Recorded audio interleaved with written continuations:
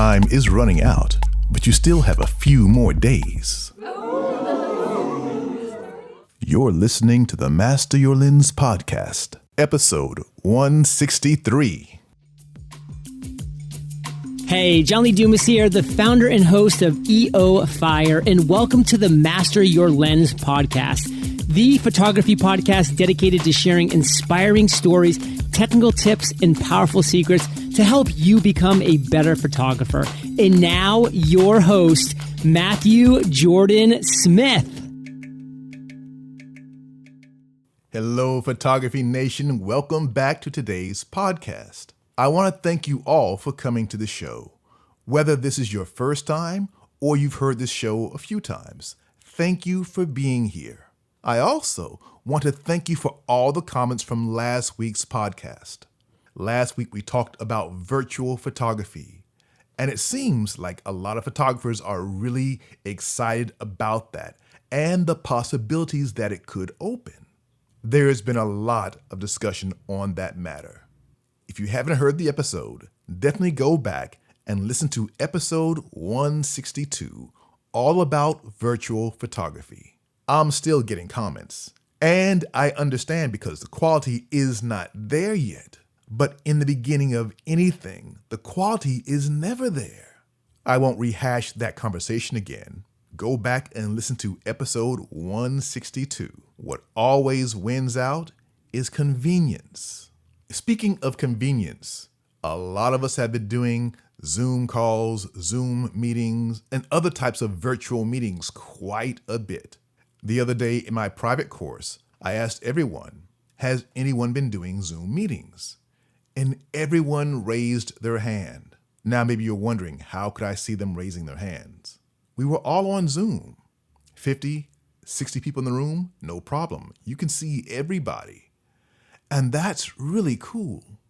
Whenever there's anything new going on in the world, we always pivot.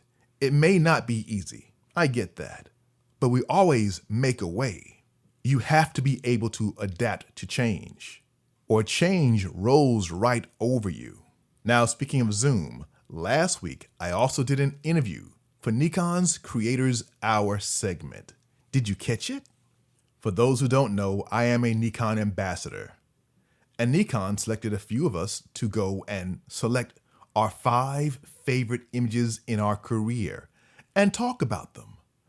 Now, that's hard to do, your 5 favorite images of your career.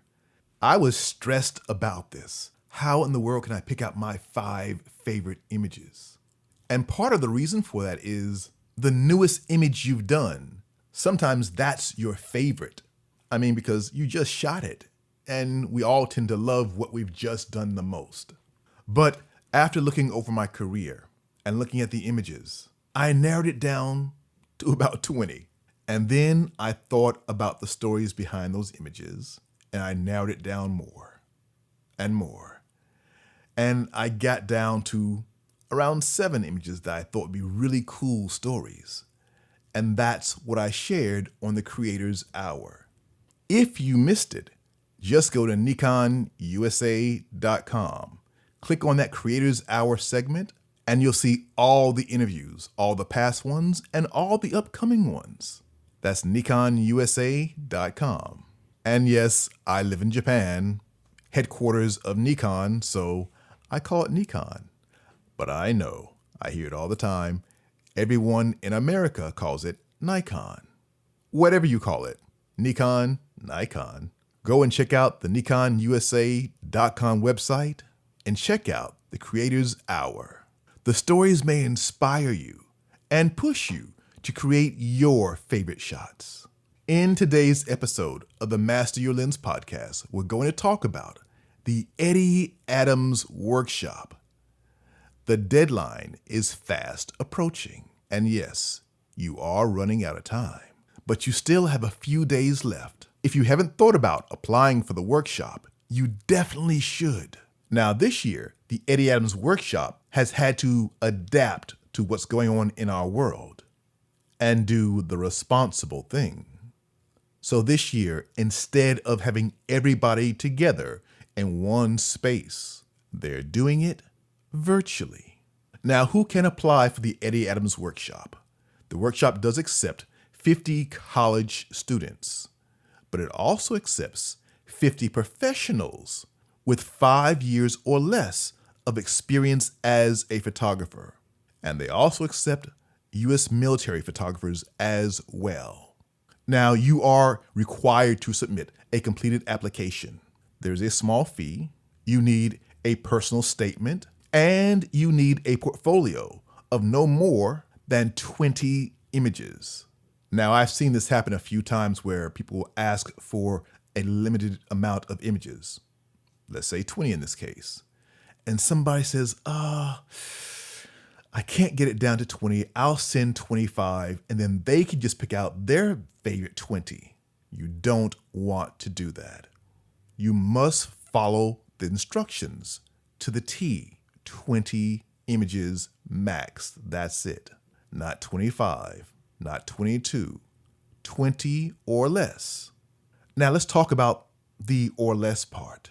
If you have 18 kick-ass images, but you feel you need 2 more just to hit that 20, do not add those 2 extra images that you feel may be not as strong as the other 18. 20 or less is fine. You want them to be powerful. The first image you show and the last image, those are your anchors. As you put your images together, make sure it makes people feel something. If you have not heard about the Eddie Adams Workshop, let me tell you now, this is a very prestigious workshop. I've received a lot of emails asking, Matthew, do you think I should apply? And I'm sorry I haven't had a chance to reply to everybody yet. But here's the deal. If you fit into the categories, number 1, being a college student, or number 2, being a professional with at least 5 years or less experience as a photographer, or if you're a military photographer. If you fit those categories, absolutely, you should apply. And you should get into the habit of applying for different types of workshops, contests. Now, here's the part that trips people up. For the 50 professional photographers with 5 years or less of experience, what constitutes professional photographer? The work tells the story. Maybe you're thinking, okay, I'm not making a full-time career right now as a photographer, but I'm working on it. If you've been at this for at least 5 years and you have 20 images that are powerful, that tell a story, you should apply. The first thing you should do is go to the Eddie Adams Workshop website, read the application, read all the information on how to submit your application, and then apply. So what's the purpose of this workshop? They are looking for the next future stars in photography, for the next great photographers. You don't have to be there already, but you need to have potential. And if that's you and you fit the categories, definitely apply. Maybe you're wondering, how much does it cost to go to this workshop? Here's the thing. The Eddie Adams Workshop is the only tuition-free photojournalism seminar of its kind. There's nothing else like it. Now, I've heard about the Eddie Adams Workshop my entire career, but I never went until last year. And let me tell you, it blew my mind. They call it a workshop. It's way more than a workshop. It's intense. It's like the entire industry shows up in one place to help these 100 photographers become better. Well, let me tell you about this workshop. And I don't think they should be using the name workshop because that doesn't tell the full story. Seminar, workshop, there's no word that really describes what this is. It is intense, it is amazing, and it's like nothing else I have ever experienced. It's like the entire photo industry shows up to help mold and create these amazing photographers and push them to be the best that they can be. Imagine that. Yes, it is heavily skewed toward photojournalism, but there are all types of photographers who come in. Imagine Annie Leibovitz as a young photographer. Now, she's not known for really shooting photojournalism. She's probably the most famous portrait photographer in the world. Let's say a young Annie Leibovitz applies for the Eddie Adams Workshop. Would it be a good fit for her? Absolutely. You have some of the best editors from all over the world coming to participate in this workshop. Now, this year again, it is going to be different. I have no idea exactly how it's going to happen, but I do know this. It's going to happen virtually, October 9th through the 12th of this year, 2020. I know I've mentioned this before in an earlier podcast, but the deadline is fast approaching. By this time, next week, you'll be out of time. So do it today. Apply for the Eddie Adams Workshop. You'll be glad you did. Now the deadline to apply is June 1st, and there is a fee, and it's $45 to apply. Well worth the time and money. So apply today. Make sure you read everything about the application, what to do. Follow it to the letter. Show your best work. And let me give you a tip about your best work as well. Let's say you've selected your top 20 images. And as you go through those 20 images, there's one shoot in particular that you really loved, and you have two images that you're debating about. They're similar, but you can't decide between one or the other, and you decide to put in two of those images. That may or may not work to your advantage. And let me share why. Let's say you're a portrait photographer and you're doing a series of 20 portraits. And on one of those shoots, you had two images that you really love. Same subject, same clothes, same shoot. But you love both of those images. Should you put in both images? No. You need to decide. I know it's hard. We've all been there. But you've got to. Pick the one that hits you first. Go with your gut instinct. Now, when would that help? When would it help to have images that are very similar? If you are submitting a story, an editorial, where you're telling a story about one subject, and you have 20 images or 18 images that tell that story, then that is great. They all work together. It's part of one continuous story. That's wonderful. Or maybe you have two stories. Maybe each story is 10 images long. That is perfect as well. Stories are wonderful. They tell a strong point of view. They tell that you have the ability to tell a story visually, and that is not easy. But those who can will always thrive. Photojournalism, it is about telling a story visually. Now, I want to remind you how powerful images are. When I was a kid growing up, there was a magazine called Life magazine. And the images in this magazine were powerful. This was photojournalism. The first issue of the magazine came out in 1936. The last issue was in the year 2000. I wish we had one powerful voice today like Life magazine. Because when you think about the impact of those images, on the world, it was profound. If we only heard about a war and never saw a picture, would it be the same? Let's think about that for a second. Back during the Vietnam War, there were pictures that we saw that brought it home so everyone could see what the face of war looked like. Today, that's very different.